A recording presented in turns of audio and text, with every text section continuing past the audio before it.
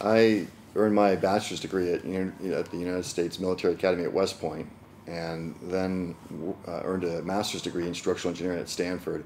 I worked for a number of years, and then earned my PhD in geotechnical engineering at UC Berkeley. I taught at Purdue University, which is in the Midwest, and then came back to Berkeley as an assistant professor back in 1993. Part of the thing that we really focus on is earthquakes don't happen that often. So we actually developed something with the U.S. National Science Foundation funding called the Geotechnical Extremes Events Reconnaissance. When the 1994 Northridge earthquake hit Los Angeles, we moved down there and we do documentation of the effects of the earthquake. We obviously cannot work effectively in Turkey. We don't know the area well, we don't know the geology as well, and so we work as a partner. So I contacted people who had graduated from Berkeley who were now working in Turkey. And one of them was Dr. Durgunoglu.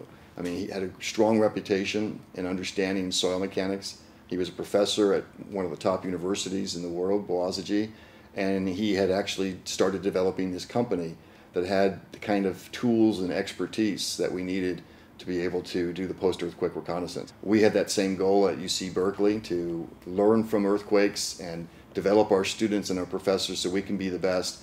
So there was a natural harmony, and in fact, Turan and I hit it off from the very beginning.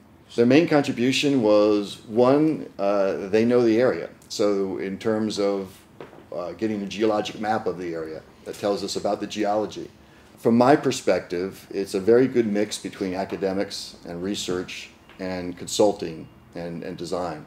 My graduate student worked in the Zetaş lab running cyclic testing to understand how these silts either liquefy or don't liquefy. This special issue of the earthquake spectra, I'm a co-editor of this document. A number of the people from Zetaş are co-authors because they participate in this study. One of the reasons we worked with Zetaş is they were one of the very best firms, not only in Turkey, but in the world in terms of doing something called cone penetration testing. We wanted to do a lot of cone penetration testing.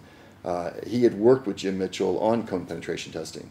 I think the universities aren't taking a step back. I think they're taking a step forward by including industry more. And so at least in the United States, partnerships between academics and industry help us do better research, help us teach more effectively, help us to educate the next generation of engineers. So I look at the interaction of industry and academic as a step forward. Now, I think that's what's one of the most remarkable things. In fact, I have tremendous respect for Turan. He is a very successful businessman. I mean, the fact that he's coming up with 25 years. I think when I was here, Zetaş was 50 people. And it had quality people, but it was small. And now I think it's on the order of 600 people.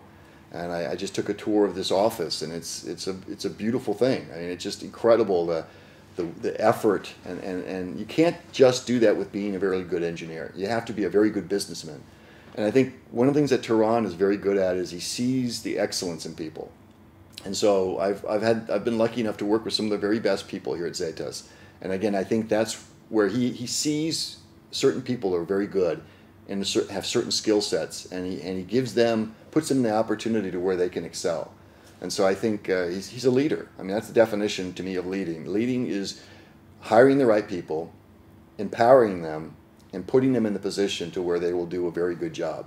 And the success of the company is the proof of that. I think he has also benefited for the fact of having one foot in Boğaziçi and one foot in Zetaş, because it's balanced him. He's not just doing pure research for the sake of research. He is doing research to solve problems that matter. And I think that interaction between consulting and working in the real world versus teaching at the university, that bridging those two together is invaluable. Professor Durgunoglu is a tremendous person for bringing people together. Jet grouting, he's been very innovative in looking around the world and seeing where's the best equipment, can I build that or should I buy it, and then really using the latest technology, using well-educated people to really be innovative. And so value engineering is a very important concept, and I think that Zetaş has been a leader in terms of value engineering, is not just doing what is conventional, but really pushing the envelope in terms of technology and ways of building things to really optimize the design. And optimizing the design is not just doing it less expensively, it's also providing a better product, a better system.